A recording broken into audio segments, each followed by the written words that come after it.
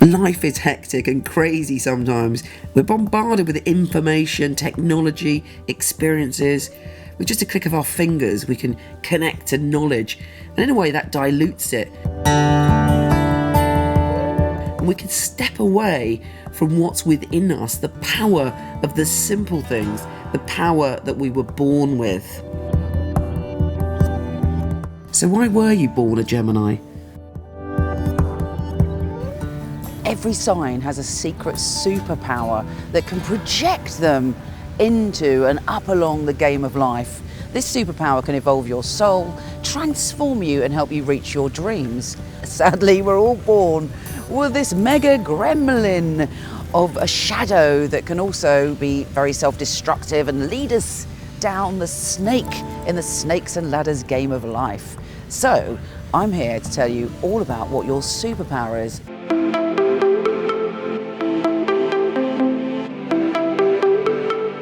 The moment you were born, you were given a unique soul map, which is your astrology, and it all starts with your sun sign.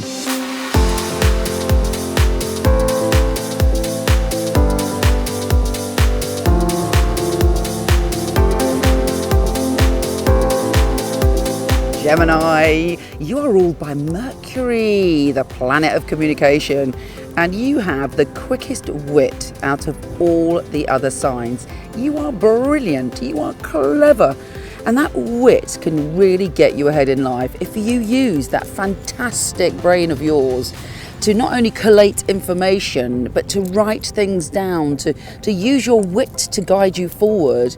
Then anything can be achieved. The trouble is, the shadow side of your wit is you are easily bored. You're like, yes, I love this idea, it's so exciting. And then the next idea comes and you don't do anything with that fabulous first idea.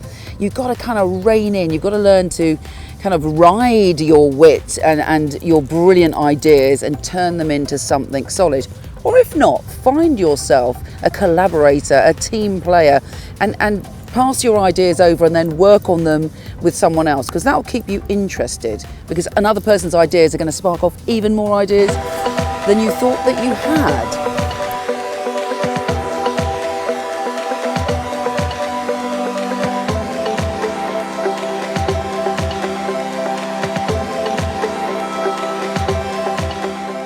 Now the key to your mind is also you have a thirst for information, and you also have a thirst to express information.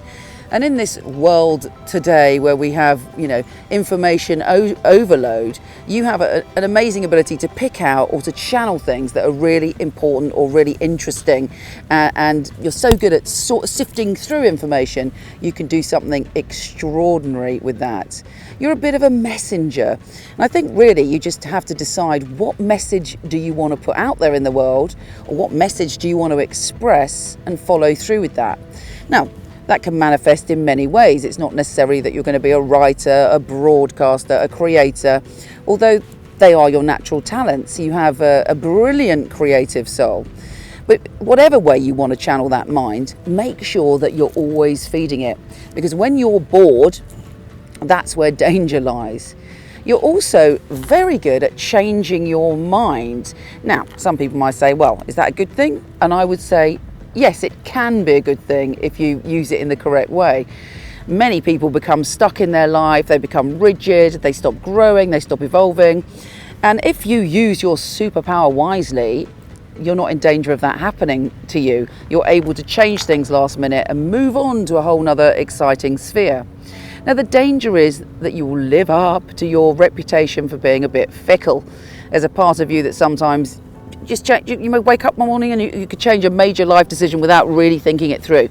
So it's important that you take time out and look at where this fantastic mind of yours is taking you, and use it for the power of good.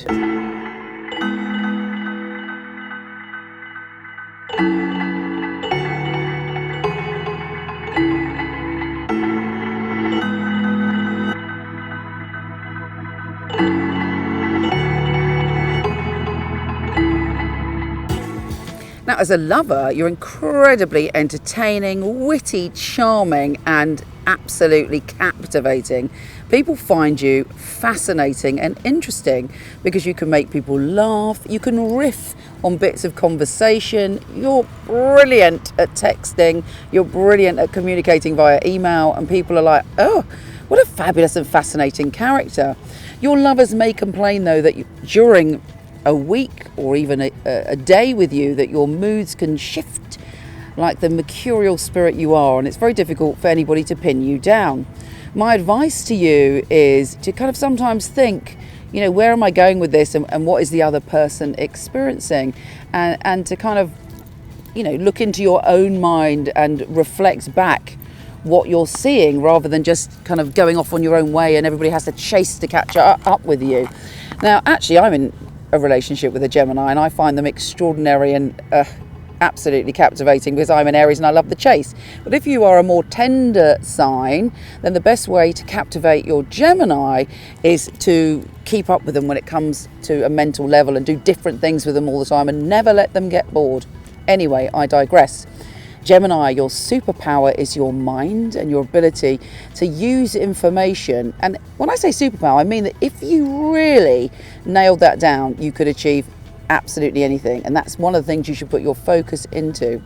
Now, your inner Snape, your inner Voldemort that wants to cause chaos in your life can make you fickle, can make you changeable, can make you not give the people in your life consistent attention, which can then frustrate your plans because you get involved in emotional drama.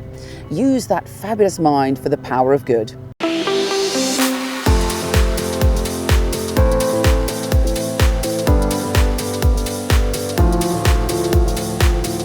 Life is a merry-go-round. Sometimes it takes us on the wild ride of the roller coaster. Other times it's the Ferris wheel and we feel we're on top of the world.